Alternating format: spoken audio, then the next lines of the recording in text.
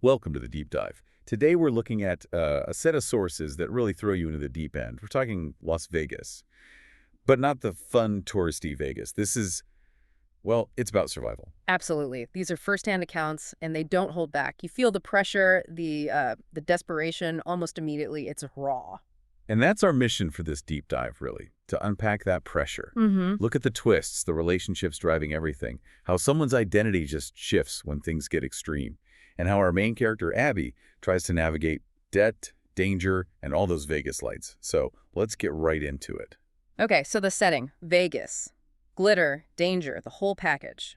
But Abby's there for one reason. Her friend Mick owes this guy, Benny, a lot of money, $25,000. Yeah, a huge sum. And Abby's goal, her personal mission, is to win $14,000 of that herself.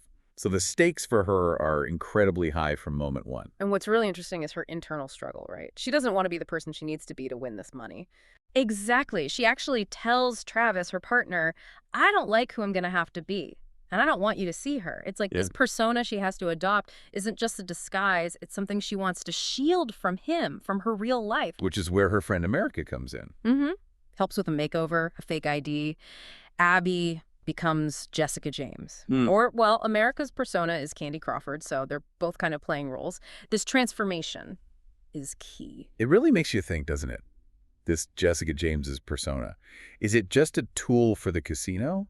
Or is it something more? Like, how much of who we are is fixed and how much is performance, especially under pressure? That's a great point. The sources suggest maybe the mask lets you do things you wouldn't normally dare.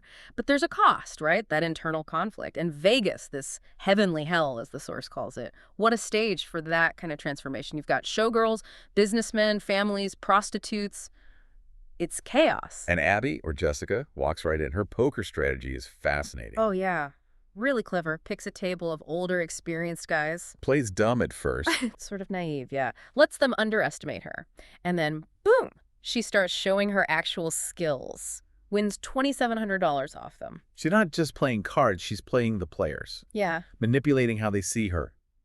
And it works. It really shows how much perception matters in these places, doesn't it? It's like a game within the game. But then, uh-oh, the mask slips. Right.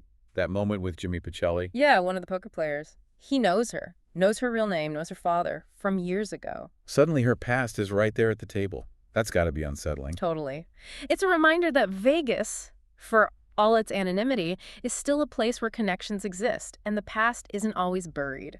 Foreshadowing, maybe? And speaking of the past catching up, enter Jesse Viveros. Right. Another curveball. He's the casino manager now. His dad used to own the place.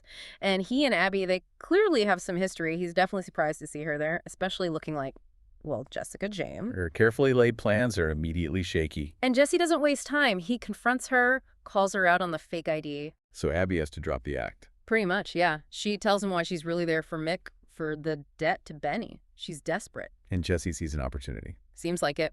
He makes her a deal. More time until midnight the next day. But there's a price. Dinner with him, Ferraro's, 5 p.m. A classic quid pro quo. Yeah. Time for, well, her time. She have to agree, right? She does. Reluctantly, she needs that extension. But then, talk about timing. Travis walks in, sees her with Jesse. Exactly, and the tension just explodes. Travis is furious, jealous. America tries to run interference, explain it to him, but... Abby's caught, isn't she? Trying to keep her mission on track, keep Travis calm, deal with Jesse. It's a nightmare. Yeah, it shows how this isn't just about money. It's about trust, relationships, emotions, all tangled up while the clock is ticking down. And even with the poker winnings and Jesse's extra time, she's still short. Way short. $5,000 short. She's got $19,900, needs $25,000. Even other players like Shepley chip in their winnings for her. Still not enough. It really drives home how massive that debt is. It feels almost impossible. Which means a face-to-face with Benny is unavoidable. Right. So they head to Benny's place on the Strip. The tension must be sky high. Oh, absolutely. And Travis.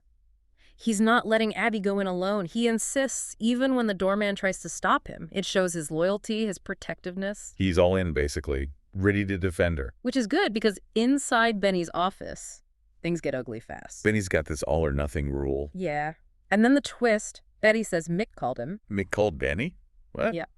Basically threw Abby under the bus, shifted the responsibility for the debt onto her. That's unbelievable. So Benny Benny sees it as a chance to, quote, teach Mick a lesson and test Abby's luck. His solution: a fight. He wants Abby to fight his enforcers, David and Dane. He wants Abby to fight them. Well, he implies it tests her. But before that can even sink in, Travis steps up. leaps into action. It's brutal. The sources describe it vividly. He takes down David first. David pulls a knife. Travis uses a knee, punches, an elbow. Done. Wow. Just like that. Then Dane, who's apparently a pro fighter, that's tougher, but Travis wins that too. Another elbow knocks him out cold. And Benny's just watching this. Watching and impressed. Astonished, even delighted, the source says. Delighted. That's chilling. It really is. Travis's violence, his capability, it's like entertainment for Benny. He's found a new toy. So this changes everything. Completely. Benny makes a new offer. Forget the last $5,000 Mick owes. The debt's clear if Travis takes Dane's place. Takes his place where? In a fight. The next evening. Against this guy, Brock McMahon, apparently notorious. The fight's at a place called the Zero, 6 p.m. And Travis Accepts immediately for Abby. just trades the money debt for a potentially lethal fight. Wow. Loyalty and sacrifice just took a really dark turn. Exactly. The currency just shifted from cash to combat. So the fallout from this decision must be intense. America and Shepley find out. And they're horrified. They know this Brock McMahon guy. A crazy one, they call him. Apparently got fired from the official fighting championship. He's dangerous.